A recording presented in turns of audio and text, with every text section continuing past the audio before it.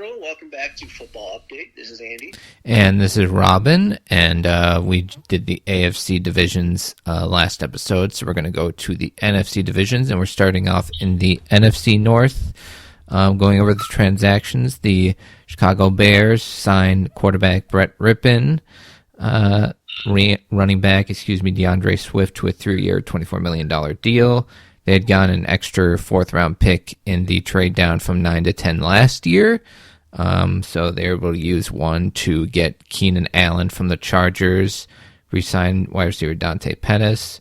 At O-line, get Ryan Bates for a 5th-round pick from Buffalo, Jake Curran, Matt Pryor, and Coleman Shelton, all linemen signed to 1-year deals. Tight end Gerald Everett signed to a 2-year, $12 million deal. Jake Martin signed a pass rusher. Jalen Johnson, originally given the franchise tag, 4 years, $76 million extension. Signed Kevin Byard, a former All-Pro from Tennessee, and then played with the Eagles last year at safety. Signed him in the mix, and then Jonathan Owens at safety and Patrick Scales at long snapper as special teams guys. The Lions getting quarterback Nate Sudfeld re-signed as their 3rd-string guy. Donovan Peoples-Jones re-signed a receiver. Graham Glasgow, 3 years, $20 million extension. Kevin Zeitler signing a 1-year deal. Offensive tackle Dan Skipper signing a free agent deal. Edge rusher Marcus Davenport signing a 1-year deal. DJ Reader, run stuffer from the Cincinnati Bengals, signing a 2-year deal up to $27.25 million. Jalen Reeves-Maben, special team stalwart at linebacker, occasional rotational player there, signing a 2-year deal. They acquired cornerback Carlton Davis from the Buccaneers, along with 6th-round picks in 2024 and 2025 in exchange for a 3rd this year. So they got him at corner, along with Emmanuel Mosley re-signed. Amik Robertson signed from the Raiders. And re-signing Kendall Vildor, they did release Cameron Sutton, who had an off-field arrest. Michael Badgley re-signed a kicker, and Scott Daly at long snapper. The Packers bring back A.J. Dillon on a 1-year deal at running back, but it's very non-guaranteed, so we'll see his future there. Let go of Aaron Jones, and in his place, they signed Josh Jacobs to a 4-year, $48 million deal with essentially it being a 1-year deal and then 3 option years. Tyler Davis re-signing at tight end. Andre Dillard, offensive tackle, signing with the Packers for depth there. Linebacker Eric Wilson re-signing along with cornerback Corey Ballantyne. Keyshawn Nixon, another corner/return specialist, 3 years, $18 million. Xavier McKinney, the other big free agent, signing at 4 years, $68 million. And then Greg Joseph signing at kicker.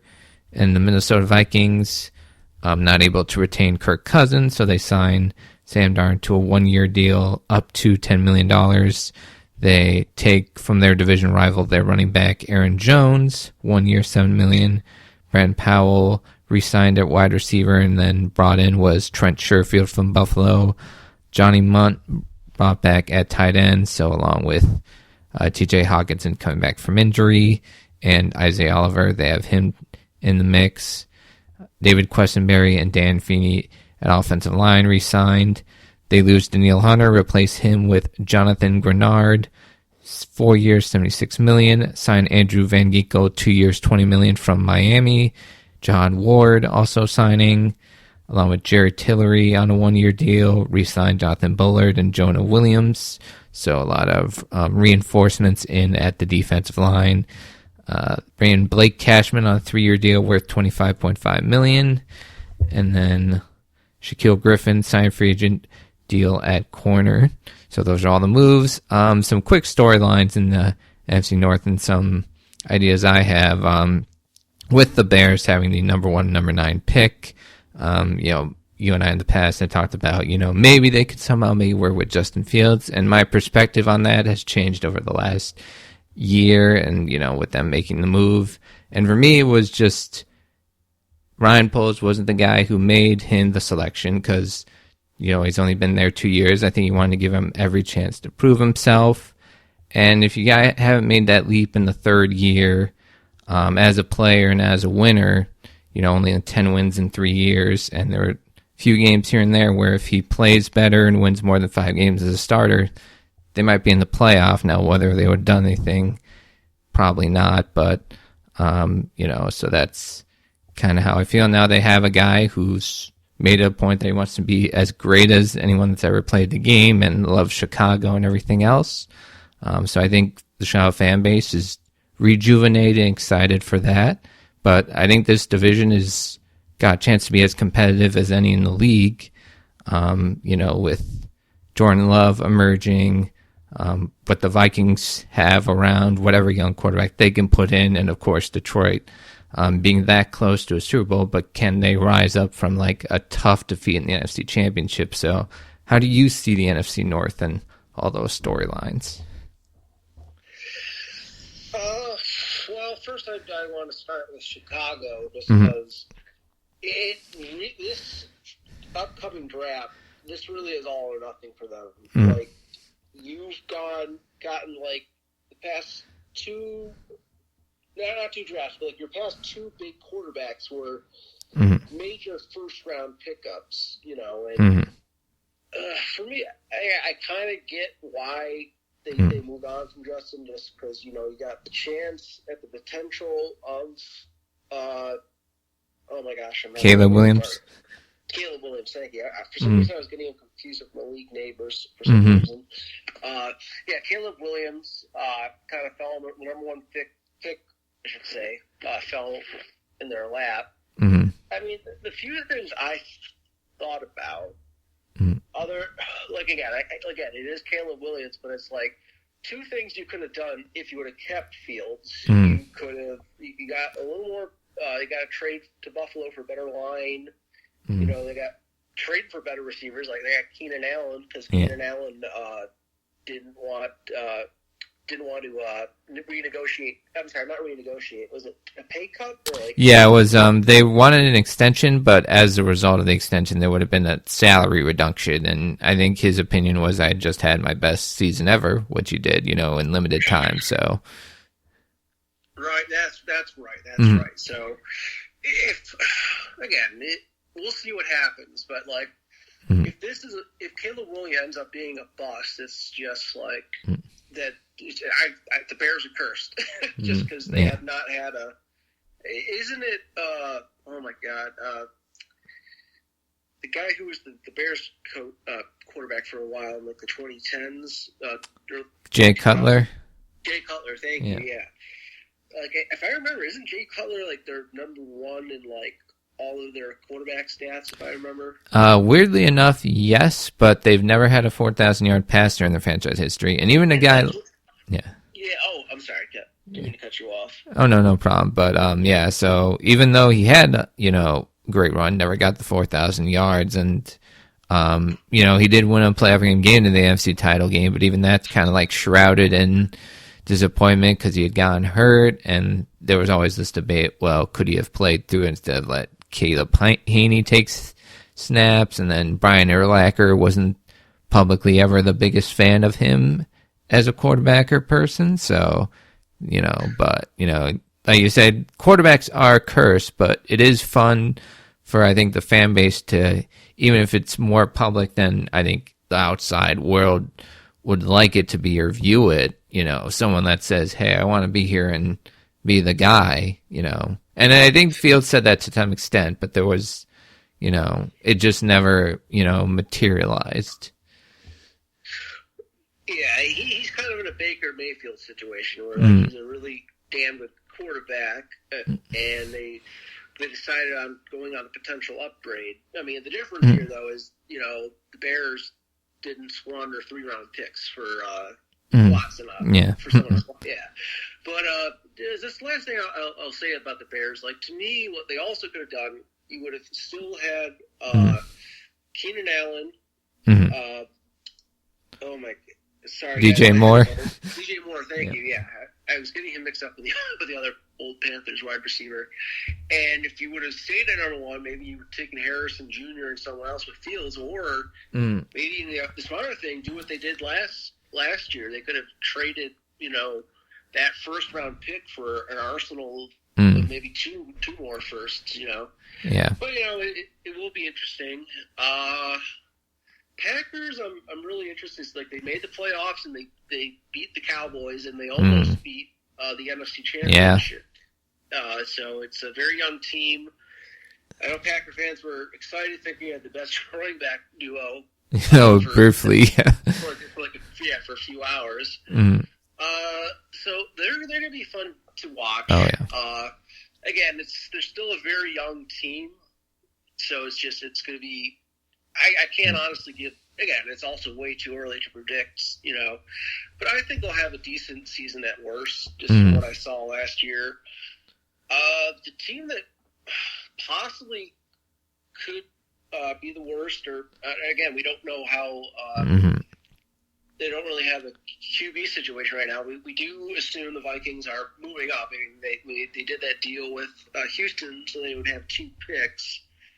So, as we were saying last week, Rob, it's just it's interesting to see where they're going to go. Because when we touch on Washington quickly later on, I know there's that thing going around that the quarterback they've been seeing is kind of mad at them that they looked at some other people. So, It's going to be very interesting. Other than the first pick, which is definitely obviously the Bears are doing, I at this point I could see that the Commanders or the Patriots maybe swapping with Minnesota. Still waiting because again, it's not like they have Taylor Williams has this.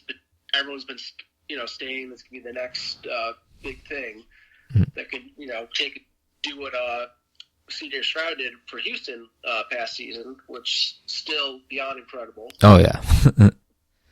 So it's going to be a very interesting year for Minnesota. It's like they're going through a soft rebuild, They just couldn't compete with the Kirk Cousins money, which when we get to, I applaud them, you take as much as you can from life while you still got the chance. But they got very good players. I really do not see them trading Justin Jefferson. I know I heard that rumor. Yeah, no. You're bringing a young quarterback. That's like the thing. You pay that type of player because you can afford that because you have a guy on a rookie deal. Hopefully that you like a lot. And Kevin O'Connell, I think in the first 2 years, has proven to be a pretty big-time coach. And Brian Flores, I think, with limited resources on defense, once the guys he had, which weren't elite guys, actually got the system down, that defense could play really, really well. And now they brought in some reinforcements with, some of the money that they may have otherwise paid to Kirk if he had stayed. Now they put that around in that defense. And I think... Oh, yeah, they've been doing some great pickups. Oh, yeah. Yeah. So I think it's going to be must-watch television for almost pretty much every divisional game in the NFC North. Yeah, the North this year. Don't get me wrong, the NFC North is always exciting, but it's getting to the heat of AFC North. Especially the other thing. Again, is just looking from the outside, just seeing them. Aaron Jones signing with the Vikings is as just you know what I mean, putting some heat on the fire, as they say. Yeah. It's just going to be very entertaining. And then lastly, I think, again, we'll see what happens, but I have a feeling that they're going to be winning it again. The Lions were phenomenal last year, and don't get me wrong, let me say it, I love Dan Campbell, I love when he goes for it, but there's sometimes, someone should have told, especially in playoff games, where especially at the next round of the Super Bowl, I like it that you like going up, trying to go for it, man. But you kick a few of these field goals, and it was the decision of the game, the deciding factor of the game. Yeah, I think they for whatever reason they didn't trust their kicker 45 and over outside. There was something about that with Badgley, but I don't know how true that is. But it did seem like in those two situations. Yeah, I bet they wish they had Prater still. Yeah, yeah. But yeah, it's pretty exciting to see what they're doing. I love that alternate jersey they're doing. The black one. Yeah. Was it the black helmet or black? I think the black jerseys, right? The black jerseys and the blue lines. That's Yeah. what it is, Yeah. So I just, seeing what I've seen from the NFC, you got two teams in the Vikings and the Bears starting over with quarterback. Mm-hmm. And then right now you have the Packers, who they're pretty darn good. As Larry David would say, pretty good. But I still think it is going to be the Lions' division to lose right now. They are very hot right now, and that team is clicking. And they're kind of like where the Bills were, like in Josh's third year, kind of third, fourth year, yeah. Like everything is, starting to really move for them. Yeah. Then are we doing the South next round? Yes, I do have the NFC South next. So the Atlanta Falcons making the biggest splash in that division, signing Kirk Cousins to a 4-year, $180 million contract, $100 million guaranteed, bringing in some weapons for him, signing Ray McLeod, 2-year deal, Kadero Hodge re-signing, wide receiver Darnell Mooney to a 3-year, $39 million deal. Rondale Moore acquired in a trade with the Cardinals in exchange for Desmond Ridder. Charlie Warner signing a 3-year contract. They had let go of Jonnu Smith, who was more of a receiver, and they bring in the blocking tight end Warner. Storm Norton re-signed at tackle. Eddie Goldman coming out of retirement at nose tackle. James Smith-Williams and Contavious Street signing on the edge. Antonio Hamilton at corner and long snapper Liam McCullough.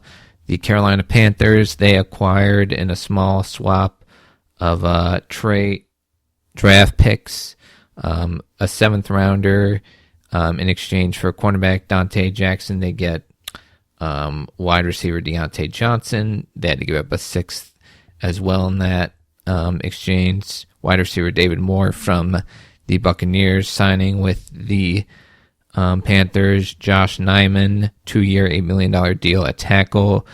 Went big at the guard position, 5-year, $100 million deal for guard Robert Hunt from the Dolphins. 4-year, $53 million deal for Damian Lewis from the Seahawks. Edge players, Kayvon Chasen, 1 year, up to $5 million. Jadeveon Clowney, 2-year, $20 million, potentially up to $24 million. They had traded defensive end Brian Burns and gotten an early second from that. Some other picks and swaps. Edge DJ Wanham, 2-year, $14.5 million. Gave defensive tackle Derek Brown 4-year, $96 million extension. Defensive tackle Ashawn Robinson, 3-year, $22.5 million. Josie Jewell, 3-year, $22.75 million at linebacker. Re-signed cornerback Troy Hill. Signed for Bills cornerback Dane Jackson, 2-year, $14.5 million. Signed safety Jordan Fuller to a 1-year deal worth up to $5.25 million. Safety Nick Scott, and then long snapper J.J. Jansen. The Saints, at quarterbacks, they brought in 2 backup options in Kellen Mond and Nathan Peterman to compete with second-year player Jay Kaner. Wide receiver, they had Equanimous St. Brown and Cedric Wilson. Adam Prentice at fullback, signed Chase Young to a 1-year, $13 million deal with, I think, 3 or 4 void years on it. Demario Davis signing a new contract for 2 years. Willie Gay signing a 1-year deal worth about $5 million to leave from Kansas City. Khalil Hudson also at linebacker. Jonathan Abram signing at safety. We worked contract for Tyrann Mathieu, 2 years, $13.75 million. Then kicker Charlie Smith. And the Buccaneers, they re-signed Baker Mayfield to a 3-year, $100 million deal. Could be up to $115 million. Quarterback John Wolford re-signing. Chase Edmonds, running back, also re-signing. Brought back as well Mike Evans on 2-year, $52 million deal. Justin School, Bren Bredesen, and Sua Opeta signed at offensive line. They had let go of Shaq Barrett, bringing in Randy Gregory. Re-signed Greg Gaines and William Golston on the D-line. Re-signed 1-year deal worth up to $10 million for Devontae David, let Devin White leave in free agency. Cornerbacks, they signed Bryce Hall and Tavier Thomas with the outgoing Carlton Davis. Signed back safety Jordan Whitehead, 2-year, $9 million deal. The non-exclusive franchise tag was given to safety Antoine Winfield. Kicker Chase McLaughlin signed a 3-year, $12.3 million deal. And then long snapper Zach Triner. So the NFC South, always usually acknowledged as one of, if not the weakest division in the league, but I think with the addition of Cousins to a talented O-line skill position group in Atlanta, including Drake London, Kyle Pitts, who must be just, so happy to finally have, a passing game, hopefully a very functional passing game, to get them the ball. The Buccaneers stepping up last year, the Saints always, dealing with cap issues and able to push it off another year. Although, having to let go of guys like Michael Thomas and Jameis Winston with their cap numbers still on the books. And then, of course, Carolina coming back from, being the worst team in the league and having nothing to show for it draft-wise with no number one pick, but spending big around them. Does anything big in the division change for you in your eyes? I would say that top two to me are still Bucks or Falcons. I mean, if I remember, wasn't it the Saints that were number 2 last year? Yeah. They were both the Saints and Bucks were 9-8, and if the Bucks, who had struggled the last week, had lost to the Panthers, then it would have, been the Saints who would have won that division. But I guess starting with the weakest, like you said, starting with the weakest team, they obviously had no number 1 overall pick, but I'll give David Tepper this. They really went into it during free agency. Yeah. Getting a lot of first, and I'm very happy for Bryce getting a lot of protection. Mm-hmm. I mean, we both mentioned if they would have gotten C.J. Stroud, I think they would have wrecked Stroud. Maybe, yeah. And then I think they had did some decent signings at receiver. Deontay Johnson along with Thielen, yeah. I feel for Bryce, I saw some of his stuff, because I'm a big Frank Reich guy. Mm-hmm. I still think it's going to be they're going to be the least in that division, just because they're a whole new team this year. Yeah. Take them a while to really start to gel.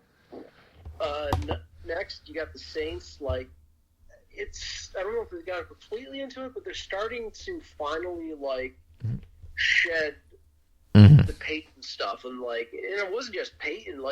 They just kept his team and his system. It's kind of and you just, and again, it was a rough year for Bills fans. Me and Robert can attest to that. But I think Bean had the smart move to just it's better to just rip the Band-Aid off. Just than because it's been like this for 3 or 4 years. Yeah. They're just mania over, I mean, the Michael Thomas contract really hit, and to be fair, at the time, he was still one of the... Yeah, before injuries, yeah.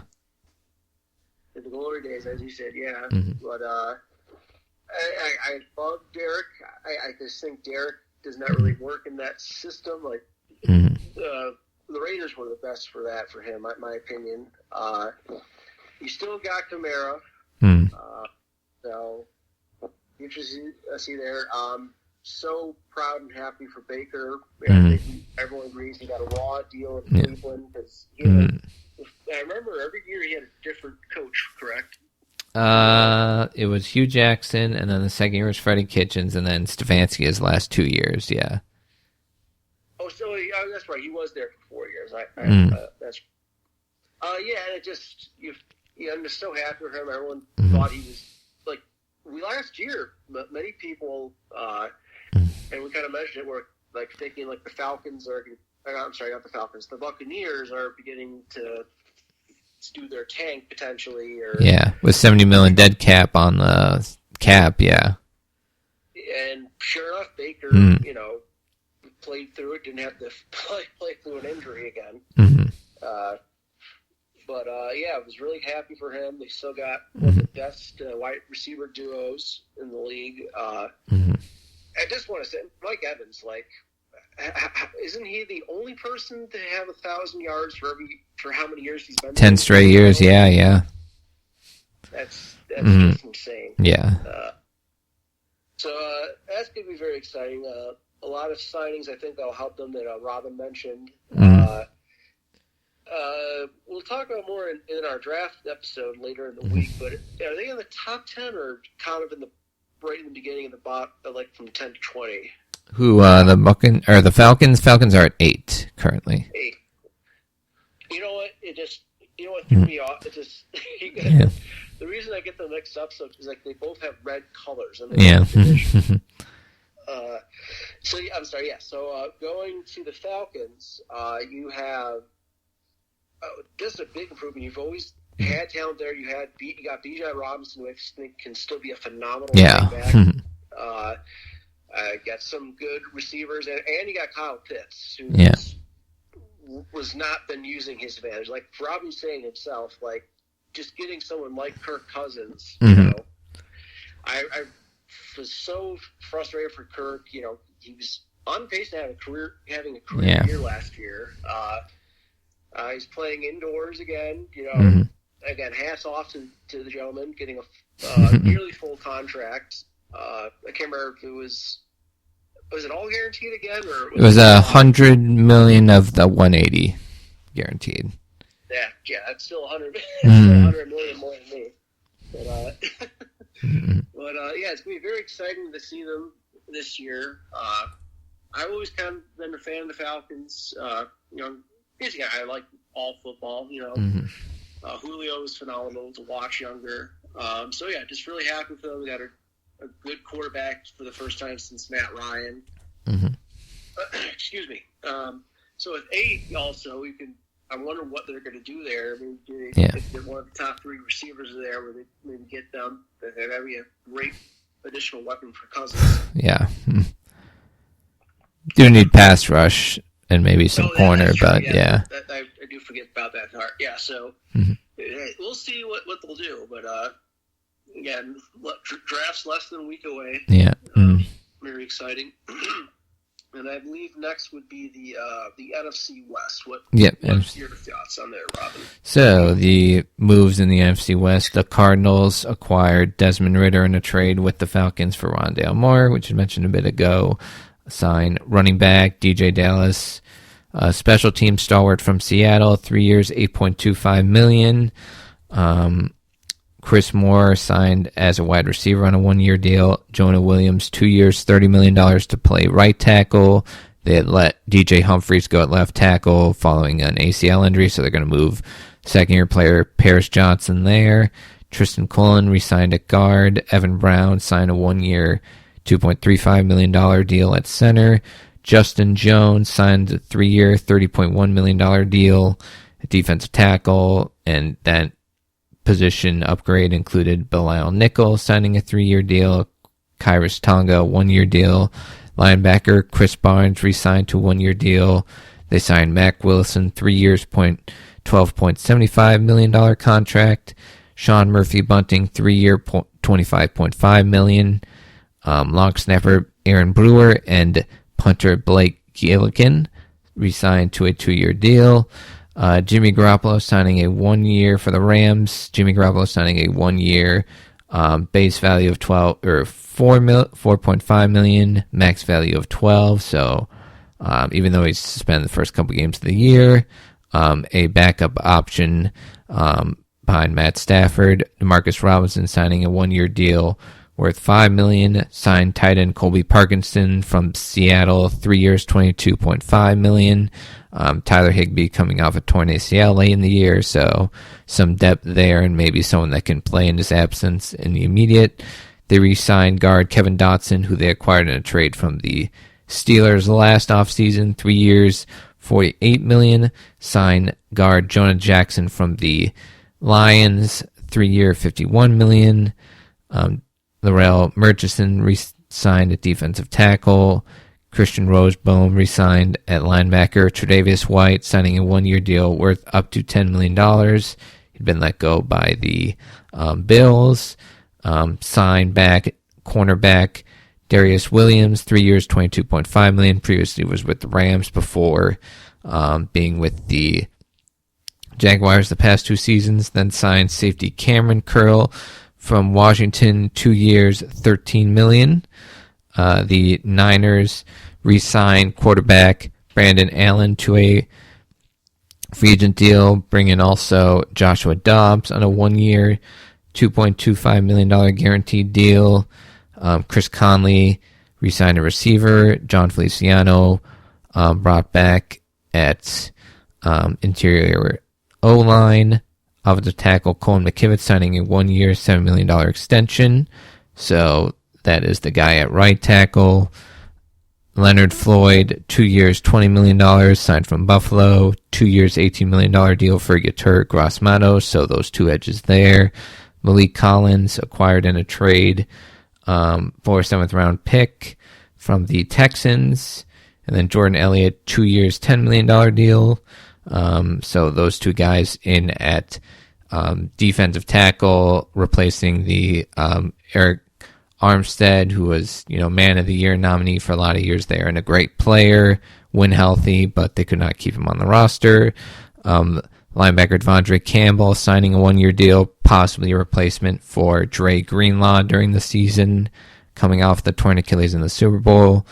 Cornerbacks Rock Ya-Sin and Isaac Yiadom brought in for secondary depth. Safety/special teams George Odom re-signed to a 2-year deal worth up to $10 million. And then we go to the Seattle Seahawks with a new coach in Mike McDonald.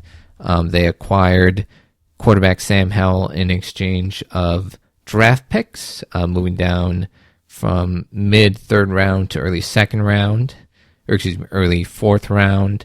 Wide receiver Laviska Shenault signing free agent deal. Tight end Pharaoh Brown. Noah Fant brought back on a 2-year, $21 million deal. Offensive tackle George Fant as a swing tackle brought in. Signed guard Laken Tomlinson to a 1-year deal. Same with center Nick Harris. Leonard Williams, who they acquired for a 2nd and a 5th-round pick from the Giants, re-signed to a 3-year, $64.5 million deal. Jonathan Hankins brought in at defensive tackle. 1-year, $7 million deal for Jerome Baker. Signed former Bill Tyrell Dodson at linebacker. Cornerbacks Artie Burns and Kayvon Wallace brought in. And then safety Rayshon Jenkins from the Jaguars brought in as a free agent. So the NFC West, assuming Kyler Murray is back fully healthy, very intriguing division. Did forget to mention Aaron Donald, who was the most dominant interior lineman for last decade. Maybe slowing down a bit, but was still impactful. He retired for the Rams, so that may or may not affect things. But it's been kind of the Niners division the past couple years. Do you think any of those teams can make it a little bit more difficult on them or even challenge for the division? I know Seattle, we had talked about that, but last offseason, but now they have a new coach and new setup and maybe trying to, I guess, in the building, paint over some of their, older players to set a new culture standard or just refresh and everything. How do you see the NFC West and the challengers to the San Francisco 49ers? As of right now, I think the only really true possible contenders, they're always at each other's throats, and no matter which one is having a better year, they usually split it sometimes, is the Rams and 49ers. I think the one team we should talk about first, which was, we expected them to be terrible last year. I mean, again, they had the 4th overall pick, but the team that fought their hearts out with the Cardinals. I was just blown away. And eventually they just got exhausted and lost to better talent. But Murray's coming back. He had a few good games. The thing that could decide it is what they'll do at number 4, because if they trade back, they can get an arsenal of picks that can help improve their roster. They definitely have a few holes here and there. From what I remember last, or they could be the first team to take a quarterback. I'm sorry, not a quarterback, a receiver. Yeah. Any of the top three that they choose, whether that's Harrison, Neighbors, or Dunze. Just putting them with Murray, would be very, very interesting. Excuse me, to see. One thing I think, like you just said earlier, took the biggest step back this year, just not because they did anything wrong. It's just they moved on from Pete Carroll, who I guess originally was originally going to retire, and it's like, well, I don't know, and they kind of forced it. Nothing against Geno. Like what Geno Smith did last year was incredible. That just he was a journeyman. Didn't think much of it.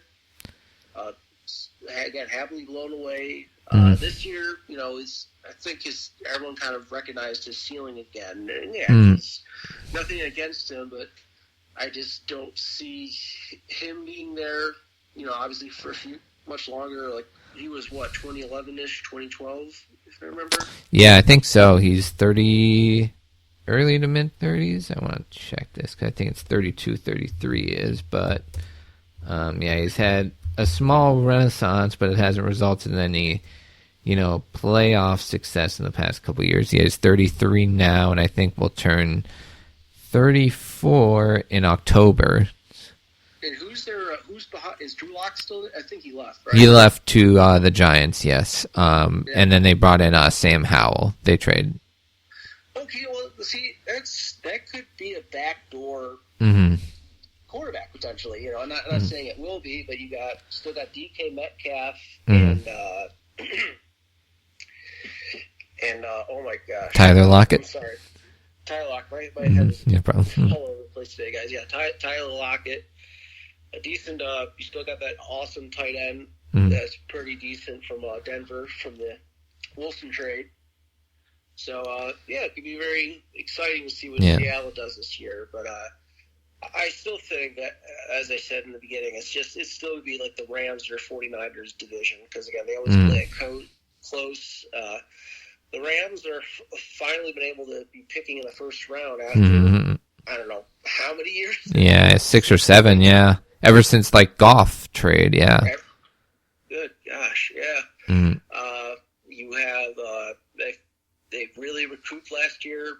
Cooper Kupp's coming back, and I mean, who saw Puka in the coming? Well, the bootleg football guys were big on him, and yeah. I bet even the ones that are honorable, probably just amazed how well he did out of the block. Yeah. They're getting younger. I don't know how many years left Stafford has, but I still think he's got 1 or 2 pretty good years in him. Yeah, and he was probably, him and Jordan Love in the second half of the season, probably the best quarterbacks in the NFC going. They were dealing. Yeah, absolutely. And then you have the 49ers, lastly, in the West, who came close. I think their defense, which was doing incredible that whole game, it just ran out of steam. Definitely the longest time. I mean, they got a field goal, but unfortunately they just let the Chiefs run down the field on them. Soft reset. I'll be honest. Since we had him, Leonard Floyd, very, very solid pickup. Yeah. Still got a hell of a team. I still think they're definitely one of the top teams still in the NFC, especially when you got McCaffrey as your running back in that insane receiver room. Yeah. And Purdy has, 2 more years? I think 2 more years on the rookie contract, but I think after year 3, which would be this upcoming season, then the offseason, they could look at starting that extension. They got to think about that with, them up against the cap. And I do wonder, they got Ayuk, who definitely wants a big deal, hasn't been shy about stating it, and the receiver market, goes up and up and up. And then, I do wonder, what do they do with him what do they do with Debo? Because I don't think you can pay them both and also pay, Purdy and keep, that six-pack all-pros that they have next to him. Yeah. So it's there. Yeah, you're wondering, like, maybe maybe they'll do a deal with him, like, where it's a pretty good deal, but like the first year or so isn't as big. But that's my guess of what will happen. Last but certainly not least, we got the NFC East. It just, first and foremost, just looking at the Eagles at the beginning of the year to the end of the year, it's like night and day. Oh, yeah. Yeah. But some of your thoughts, Robin, on the NFC? Yeah, so... the NFC East. So the team that, Big Jerry's saying all in on the Cowboys, and I think the definition all in is different than what it normally is because they have been one of the least active teams.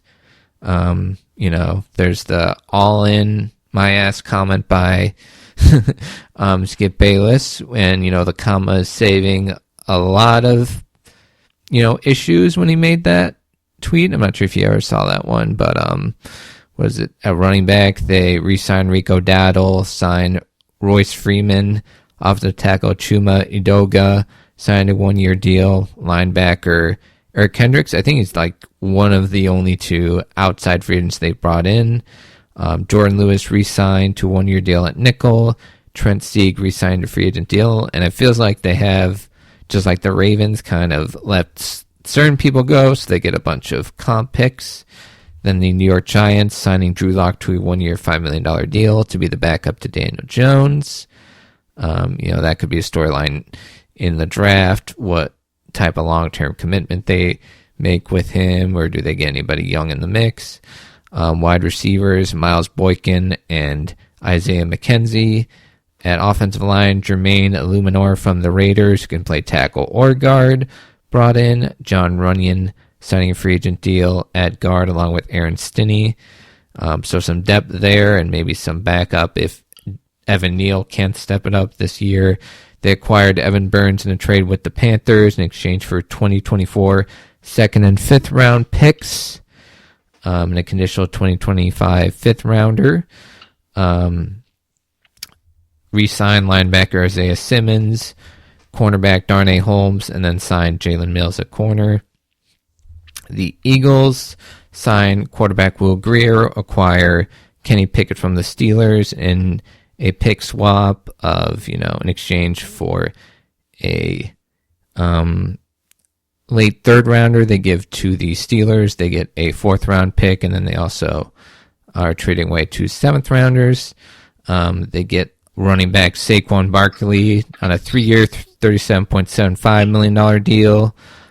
At receiver, they make a couple small signings, Paris Campbell and Devontae Parker, and then they give Devonta Smith the 5th-year option and add onto it 3-year, $75 million extension. At tight end, they bring in Albert O, CJ Uzama, re-sign guard Landon Dickerson to a 4-year, $84 million extension. They also gave Jordan Mailata a new extension at left tackle. Brandon Graham and Bryce Huff at edge. They re-signed Graham and then signed Bryce Huff to a 3-year, $51.1 million contract, and then trade Hassan Reddick to the New York Jets for a 2026 conditional third that could become a second. Linebackers, they bring in Zach Bond, Oren Burks, Julian Aquara, and then Devin White. Corner, they re-sign Avonte Maddox, bring back safety C.J. Gardner-Johnson to a 3-year deal worth up to $33 million. Jake Elliott signing a new extension, 4 years, $24 million. Braden Mann re-signing extension at punter, and then long snapper Rick Lovato. And then the Washington Commanders sign quarterbacks Jeff Driscoll and Marcus Mariota.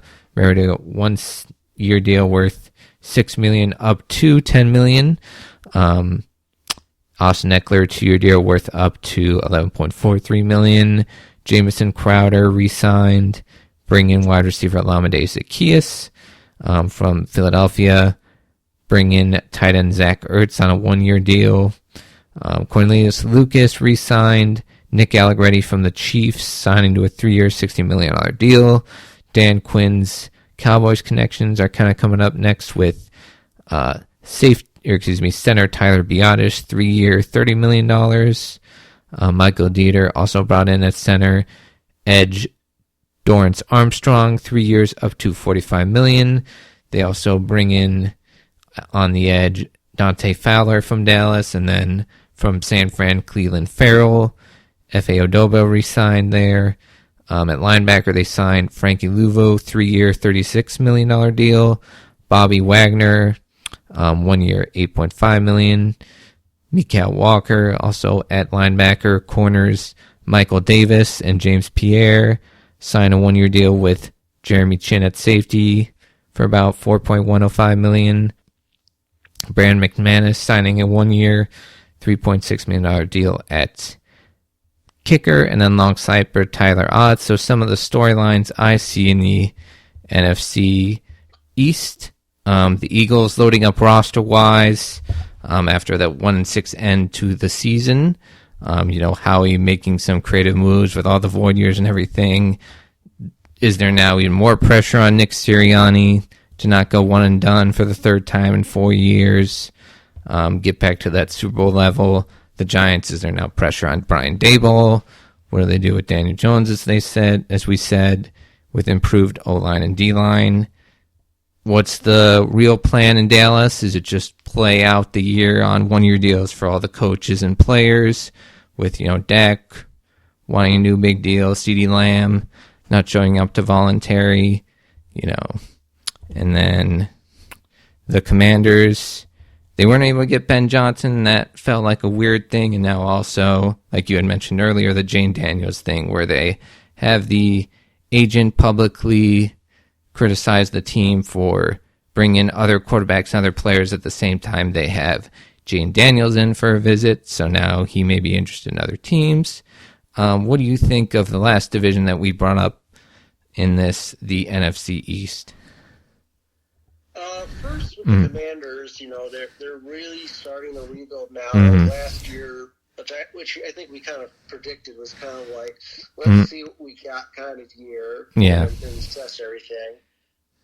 I still think they're going to be, who knows? I mean, maybe the Giants, but I still think they'll be down one of the 4th or 3rd string at the end of the year, but I think they're starting on a brighter future. Like you said, they have some solid additions, especially Eckler, big Eckler fan. Yeah. A lot of vets, yeah. So just seeing what they do at 2, I mean, maybe all of this is just smoke, and they go deal with Jaden. Either way, I think they'll be good there. Giants, I can't believe it, but it feels like they are. This could be Dorsey, I'm sorry. Daboll. Daboll, thank you. It started with a D. Yeah. Daboll, this could be his last year. They I think they overachieved the year before. And unlike when the Bills did it when McDermott first came here, they had a younger quarterback who was still on his rookie deal who I think everyone agrees was not even just in that round. Not just in that part of the round, I should say, but just getting drafted in the 1st round, and just you kind of turn into a pumpkin on them, and I think that's why they got Locke as a pretty decent backup, like you said, potential story in camp.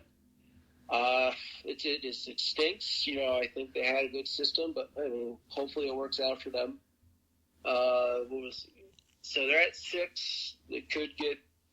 I don't really go for one of the top 3 receivers just because you don't really have an idea, like the idea for a quarterback really yet. So I think they would go for a position more in need.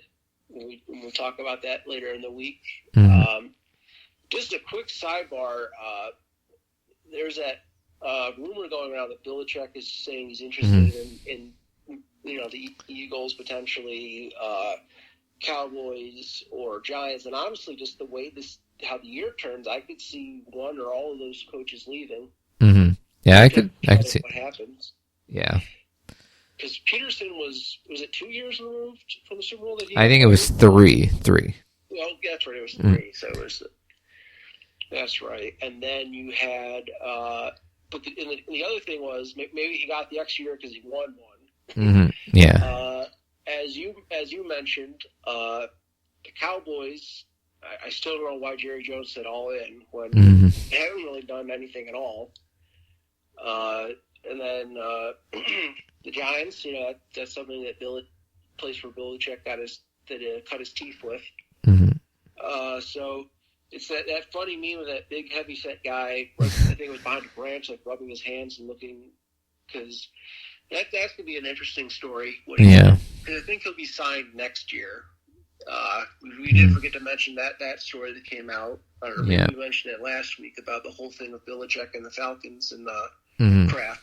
Yeah. Oh, we might have mentioned something about that he basically put it out there. You don't want to deal with this guy.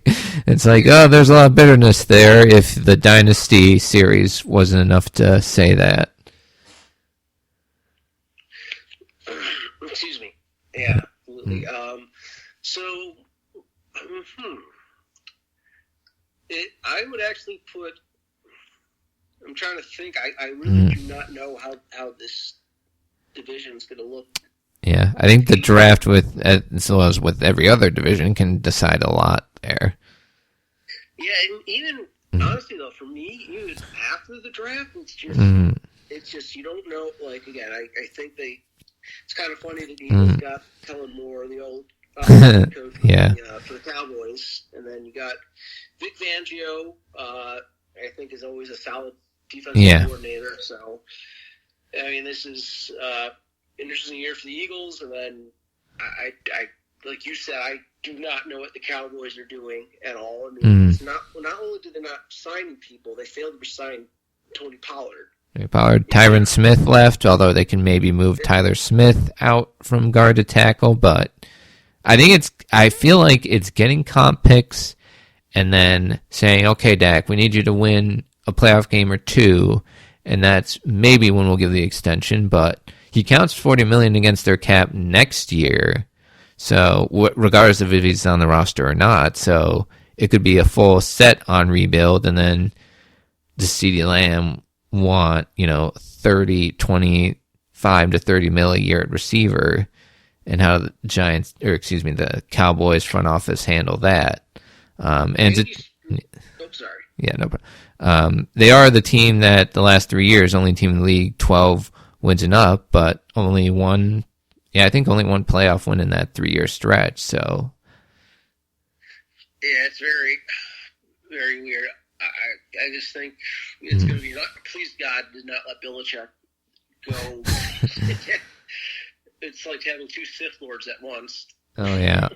He would have a feast because he used to be with the Giants, back in the day, as you said, and do anything and everything he wanted to do with Lawrence Taylor, and I think he would salivate at the chance, even in his later stage years, to work with someone like Micah Parsons. Although he's, I think there was that one story by a Dallas radio station that was he's worn down some people, but he's the type of player that it's going to demand, I think Nick Bosa got close to $35 million a year at pass rusher. I think Micah's the type of talent that could demand more than that. Oh, absolutely. Yeah. That's something you want to do early on. So, yeah, just ending on the East, it's just, we've been saying, we don't know what the teams will look like until the draft. Like I said earlier, I cannot really decide about the NFC East right now. It's just, there's so many questions, and it is a bit concerning that each team has many questions, not just on the players, but the coaches as well. Yeah. But very exciting year. And on Tuesday night, guys, we're going to go over the first round of the draft and just some of our thoughts on what can happen. Because as we kind of touched on last week, it's what could happen in the draft is anything's possible. Oh yeah. Especially with each team, the 2 teams in the Patriots and the Commanders who could move out. You got And, you know, I got a team like Buffalo or maybe some other teams who want to try at one of the top 3 receivers. So, very exciting episode on Tuesday. That is our episode for today. I'm Andy. And this is Robin. You have a good one.